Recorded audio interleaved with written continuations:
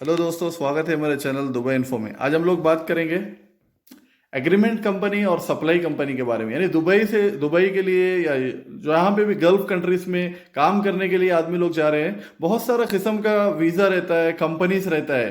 जैसे एक तो फिक्स एग्रीमेंट कंपनी रहता है और दूसरा रहता है सप्लाई कंपनी, यानी मैन पावर को लेकर कोई कंपनी को या कोई काम के लिए देता है वहाँ पे।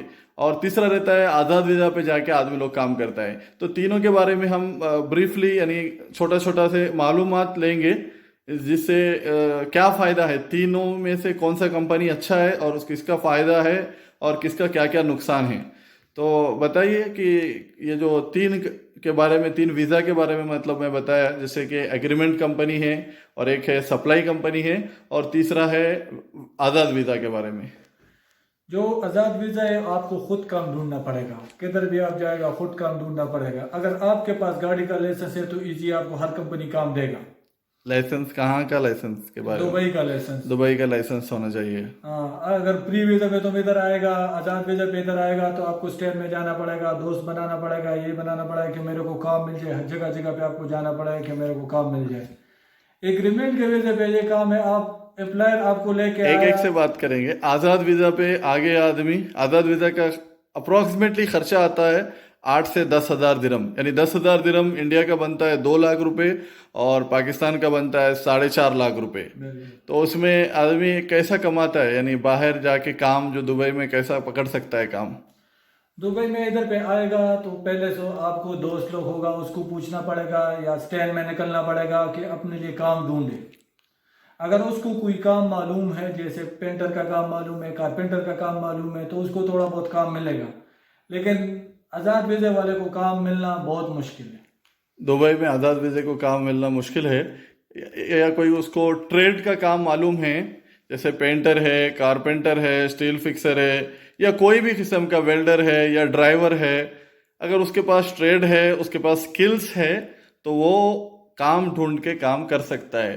तो उसका अंदाज़ा कितना, कैसा, मतलब डेली वेज पे रहेगा या मंथली सैलरी नहीं, मिलेगा? उसका डेली वेज पे रहेगा। डेली का वेज इधर का तकरीबन 70 दरम से 100 दरम तक एक डेली का दिहाड़ी रहता है। अच्छा, एक दिन में 70 दिरहम से 100 दिरहम तक सौ कमा दरम सकता है आदमी। कमा सकता है, लेकिन उसको काम मिलना बहुत मुश्किल है। कभी काम मिलेगा, कभी नहीं मिलेगा। जिस दिन मिलेगा उस दिन 100 दिरहम, 150 दिरहम भी कमा लेगा। कभी नहीं मिलेगा तो उस दिन खाली भी रह जाएगा। महीने में ये नहीं सोच सकते कि महीने में 30 दिन है, मैं 30 दिन काम कर सकता हूँ। हो सके उसको 10 दिन काम मिले, 15 दिन काम मिले, 20 दिन काम मिले। उसको काम खुद ढूंढना पड़ता है। काम खुद ढूंढना पड़ता है। जहाँ पे भी काम मिल गया उतने दिन में वो काम कर सकता है, उतने दिन पैसे कमा सकता है। और रहना खाना पीना भी सब उसी का रहता है, सब उसी का रहता कंपनी का। मतलब जिसके पास हम काम कर रहा है उसका, उससे हमको कोई ताल्लुक नहीं रहता है। जैसे ही हम एक दिन जाएगा, काम करेगा, वो पैसे देगा, हम बाहर निकल जाएगा। जितना भी दिन का ज़रूरत है, शायद उसको 5 दिन का ज़रूरत हो, 5 दिन रख के हमको काम कराएगा। उसके बाद पैसे जो 5 दिन का है वो दे के भेज देगा। है। बिल्कुल ओके, हाँ। अभी आगे बोलिए कि ये एग्रीमेंट वीज़ा, यानी जो कंपनी का वीज़ा रहता है वो वाला, और जो मैन पावर जो सप्लाई का वीज़ा है वो वाला, उसमें क्या फ़र्क है? जो सप्लाई का वीज़ा रहता है, सप्लाई के वीज़े पे आप इधर आओगे, आपको बताएगा आपका 6 रुपये घंटा है, 7 रुपये घंटा है। घंटे के हिसाब से आपको काम करना पड़ेगा। जैसे आप एक दिन में 10 घंटा काम करेगा तो आपको 10 घंटे का पैसा मिलेगा। दूसरी बात ये, अगर आपके अरबाब के पास काम है देने के लिए तो आप कमा सकता है। दूसरी बात उसमें सबसे ये है कि उसमें नुकसान ये है कि आपके अरबाब के पास काम नहीं हो तो आप रूम पे बैठेगा, आपको अरबाब कुछ पैसा नहीं दे सकता है। आप काम करेगा तो आपको घंटे के हिसाब से पैसा देगा। अगर नहीं है आपके पास काम तो आपको पैसा नहीं दे सकते। मतलब आपको 1 महीना भी बैठना पड़ता है, 2 महीना भी बैठना पड़ता है। अगर उसके पास काम है तो आप काम कर सकते हो। लेकिन उसमें एक चीज़ है कि आपको रूम देता है।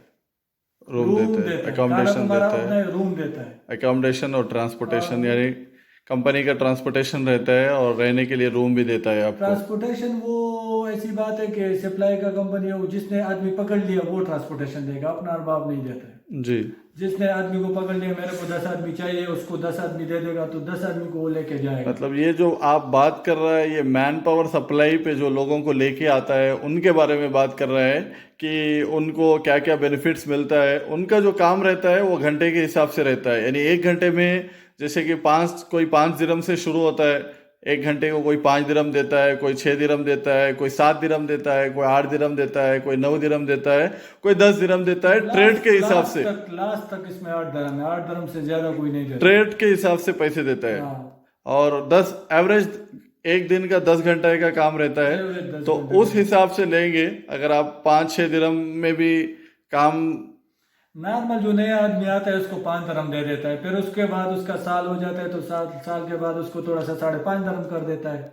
अगर उसके बाद 2 साल के बाद उसका काम सीख लिया, या ट्रेड का स्टील फिक्सर का काम सीख लिया, कारपेंटर का काम सीख लिया, किसी का भी काम सीख लिया, तो उसका अरबाब उसको दोबारा जब भेजेगा तो उसको ट्रेड में भेजेगा, उसको फिर वो 6 दरम 6.5 दरम देगा।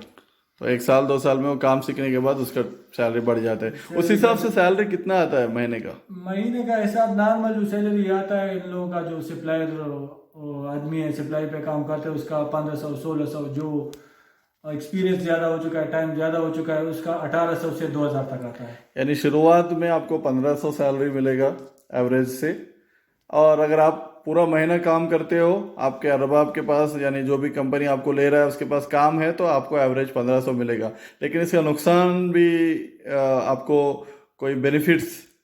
उसका नुकसान यही है कि आपके अरबाब के पास काम नहीं है, या आप साइड में काम करते हो, अच्छा काम नहीं करते, आपको निकाल लेते हैं, तो आपके अरबाब पे कोई असर नहीं पड़ता है, क्योंकि आपको सैलरी नहीं देना पड़ता है।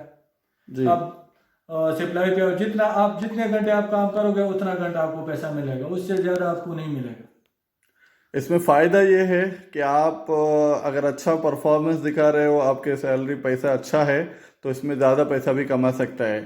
आप ज़्यादा लेकिन पैसे भी कमा सकते 10 घंटे के बजाय। अगर आप फोरमैन, सुपरवाइजर या साइड में किसी का दिल जीत लेते हैं, तो आपको तो ओवर टाइम 11 घंटा 12 घंटा भी दे सकता है, आप ज़्यादा भी कमा सकते हो। जी, इसमें नुकसान लेकिन ये है कि एक तो आपके अरबाब के पास, आपके कंपनी के पास काम होना चाहिए। दूसरा, जो महीने का जो सैलरी होता है, यानी छुट्टी, जैसा कंपनी में एग्रीमेंट, कंपनी में जो छुट्टी देता है साल में 1 महीना छुट्टी पैसे के साथ यानी सैलरी के साथ, और टिकट वगैरह, वो इसके अंदर नहीं रहता है। और सेटलमेंट वगैरह भी इसके अंदर सेटलमेंट भी नहीं रहता, फाइनल सेटलमेंट नहीं रहता है ना, टिकट भी नहीं रहता है। टिकट भी नहीं रहता है। और छुट्टी जाने के लिए जो 1 महीना छुट्टी मिलता है, उसका पैसा भी नहीं मिलता है। उसके अंदर ये नुकसान है। और एग्रीमेंट कंपनी के अंदर काम कैसा रहता है, यानी कंपनी में काम कैसा रहता है? कंपनी में आप अगर आओगे तो पहले कंपनी का अपर लेटर आपको देखना पड़ेगा कि मेरे अपर लेटर में क्या क्या लिखा रहता है। दूसरी मरतबा कंपनी में आप आओगे तो आपको अकोमोडेशन भी दे देगा और ट्रांसपोर्ट भी देगा। और दूसरी बात, अगर उसके पास काम नहीं हो तो आपको वो एग्रीमेंट में जितना सैलरी लिखा है बेसिक 8 घंटे के हिसाब से, ज़्यादातर इधर पे एग्रीमेंट के लिए जो आता है तो उस 8 घंटे के हिसाब से उसका अपर लेटर होता है। तो आपको वो सैलरी अगर उसने एग्रीमेंट में लिखा है 1500 लिखा है, 1200 लिखा है, 1000 लिखा है, तो आपको वो देगा। काम कंपनी के पास नहीं होगा फिर भी आपको देगा। अगर कंपनी के पास काम होगा तो फिर लोग इधर 8 घंटा नहीं 10 घंटा ड्यूटी करते हैं, 2 घंटा उसको एक्स्ट्रा दे देता है कंपनी। तो कंपनी के काम में कितना सैलरी मिलता है? कंपनी के काम में अभी नया आदमी, कोई भी नया आदमी, चाहे कारीगर आदमी आ जाए, चाहे लेबर आदमी आ जाए, तो उसका सैलरी 1100 से स्टार्ट होता है। अगर कारीगर आदमी आ जाए तो उसका 1500 से स्टार्ट होता है। यानी कोई ट्रेड रहेगा, कारपेंटर, स्टील फिक्सर, पेंटर, बिल्कुल। या कोई भी किस्म का वेल्डर, ड्राइवर, कोई भी किस्म का ट्रेड रहेगा, तो उसका सैलरी 1500 के ऊपर 1500 से मिलता है। 2000 तक रहता है। 1500 से 2000 का सैलरी मिलता स्टार्टिंग है। उसका 1500 रहता है, क्योंकि उन लोगों को देखना पड़ता है ये आदमी कैसा है, कैसे काम करता है, कैसा मेहनत करता है। कंपनी के ऊपर डिपेंड है सैलरी। कोई कंपनी नॉर्मली 1000 से स्टार्ट होता है, नॉर्मली 1000 से स्टार्ट होता है, वो हेल्पर के लिए स्टार्ट होता है। हेल्पर के लिए। हेल्पर के लिए 1000 से स्टार्ट होता तो है। अभी तीनों के अंदर आपके हिसाब से कौन सा ये बेहतर रहेगा? मेरे हिसाब से जो है बेसिक से बेहतर रहेगा। यानी कंपनी के अंदर कोई आएगा तो बेटर रहेगा, के हिसाब से आएगा, क्योंकि वो उसके अंदर आपको काम रहे काम नहीं रहे, कंपनी आपको बेसिक सैलरी देगा, छुट्टी जाएगा, छुट्टी के जो पैसे होते हैं, 1 साल में 1 महीना छुट्टी देते हैं, उसके हिसाब से 1 महीना छुट्टी भी देंगे और उसका पैसे भी देंगे। अगर आपके एग्रीमेंट के हिसाब से अगर आपके टिकट है तो टिकट भी देंगे, और आखिर में जब आप काम ख़त्म करके फिनिश करके जा रहे हैं तो आपको सेटलमेंट भी मिलेगा, और इंश्योरेंस वगैरह भी बहुत सारे बेनिफिट्स रहते हैं। तो इसलिए कंपनी के वीज़ा पे आएंगे तो बहुत फ़ायदा रहेगा। फायदा रहेगा। Okay, thank you for बहुत बहुत आपका शुक्रिया, आपने बहुत अच्छी कीमती इन्फॉर्मेशन दी, इसके लिए आपका बहुत बहुत शुक्रिया। Thank you for watching our video, please subscribe and share.